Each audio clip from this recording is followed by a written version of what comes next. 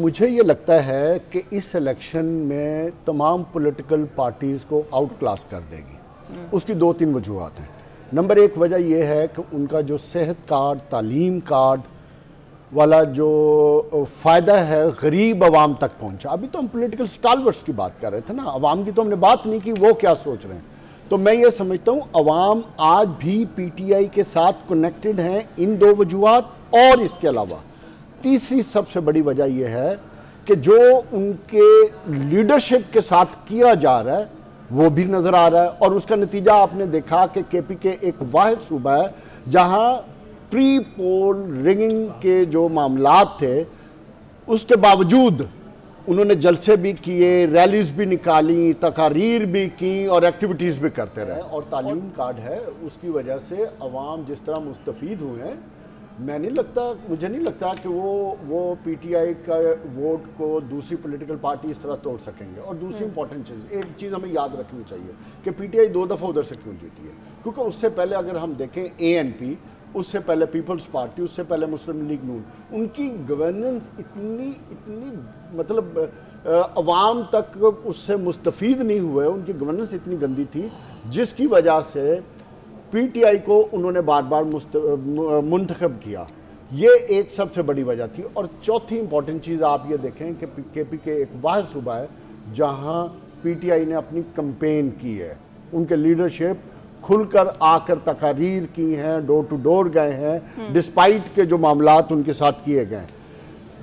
और आखिरी वजह यह है कि चूंकि पीटीआई चेयरमैन जेल में हैं, उन पे केसेस हो गए, जो सिंपथीज़ का वोट है वो सारा पीटीआई के साथ दोबारा जुड़ गया। इसलिए ये जो मुझे लगता है कि 25% बाकी पॉलिटिकल पार्टीज हैं और उसका नतीजा आपने देखा, शेरपाव एएनपी के साथ इत्तेहाद कर रहा है, मौलाना फजलुर रहमान और ये सारे मिलके कोई इलेक्शन लड़ना चाहते हैं। और पीपल्स पार्टी ने टोटल, नेशनल पार्टी ने एक जलसा किया है, इसके अलावा मुस्लिम लीग नून ने टोटल 2 जलसे किए हैं। तो इन तमाम चीज़ों को देखें तो पीटीआई मेरे ख्याल क्लीन स्वीप करेगी। जैसे कि परसेप्शन है कि केपीके के अंदर पीटीआई क्लीन स्वीप कर जाएगी, जो अभी तक सर्विस में आए, क्या कोई जगह बनती है किसी दूसरी पार्टीज की? नहीं, क्लीन स्वीप का तो कोई चांस नहीं है। एएनपी इस वक्त मौजूद है। एएनपी जो है चारसदा से एएनपी ने अपने आप को विड्रॉ करके शेरपाव को जगह दे दी है। हाँ जी, हाँ जी। और वहाँ एक नया कॉम्बिनेशन बना है और शेरपाव पेशावर से जो है वो एएनपी के हक में विड्रॉ हो गए हैं। इसी तरह जो है वो ये जो साउथ है आपका, ये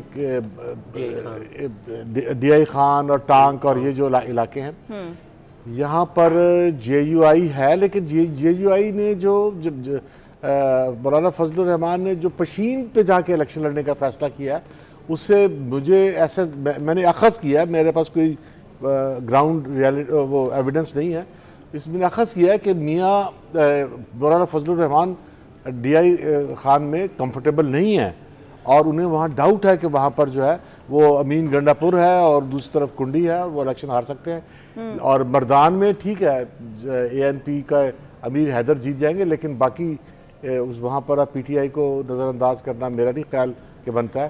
पेशावर में जो है वो नूर आलम जेयूआई की तरफ से लड़ रहे हैं और अरबाब है पीपल्स पार्टी के, और बिलौर हैं एएनपी के, और मतलब वहाँ पर स्टॉलवर्ट सारे लड़ रहे हैं इलेक्शन पेशावर में।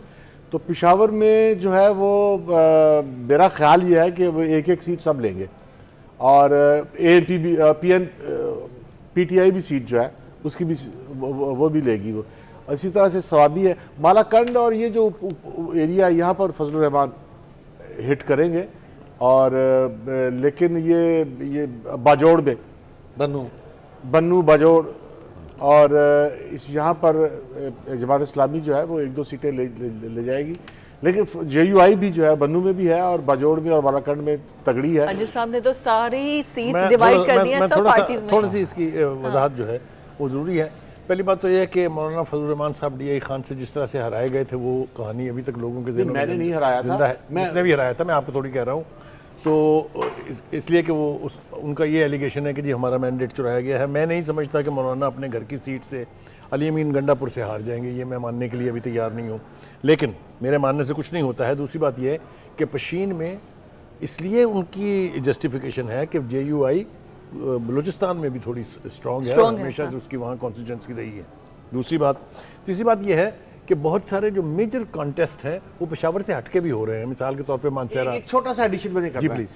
कि एक जो फैक्टर है जिसको मेरे व्यूअर्स को पता होना चाहिए कि मौलाना फजलुर रहमान और महमूद अचकज़ई, इनका जो इत्तेहाद है ये असल में अफगान तालिबान के साथ इत्तेहाद की एक अलामत है। महमूद अचकज़ई और फजलुर रहमान ये अफगान तालिबान के एम्बेसडर समझे आप। तो ये जो अभी कुछ इलेक्शन से कुछ टाइम पहले मौलाना फजल फजलुर गए गए भी थे थे और इनका इत्तेहाद भी इसी अफगानिस्तान बुनियाद गए पे थे हुआ। वो। तो ये देखिए, वो मैं पॉजिटिव अर्ज करूँ आपसे, नहीं है। वो उनका दौरा जो है ना वो इस इलेक्शन को जीतने के लिए नहीं था, वो बैकडोर डिप्लोमेसी जो होती है उसके हवाले से उनकी उनको अपनी भेजा गया था। वहाँ तर्जुमान है। अभी आप क्यों नाराज हो रहे हैं? वो उनका स्कूल ऑफ थॉट और इनका स्कूल ऑफ थॉट एक है। महमूद अचकज़ई ने हमें जो है वो सरप्राइज दिया कि वो तालिबान के साथ जाकर खड़े हो गए, लेकिन ये एक वाकया है, ये ग्राउंड रियलिटी है। और ये फैक्टर इलेक्शन में मैटर करेगा। आप मैं अर्ज करना चाह रहा था, ये आपकी बात वजन है, लेकिन मैंने अर्ज ये किया कि एक तो अमन अमान के हवाले से किए हैं, ये बात ध्यान में। दूसरा ये है कि अगर वो बलूचिस्तान गए हैं, सिर्फ ये अर्ज करना है मैंने कि वहाँ उनके लिए कैंपेन चलाने की तो मुश्किल है केपीके के अंदर, ये भी तो देखे ना। लेकिन उन्होंने जल्द से बड़े किए हैं। तो अगर कैंपेन चलानी मुश्किल है, इलेक्शन जीतना आसान है।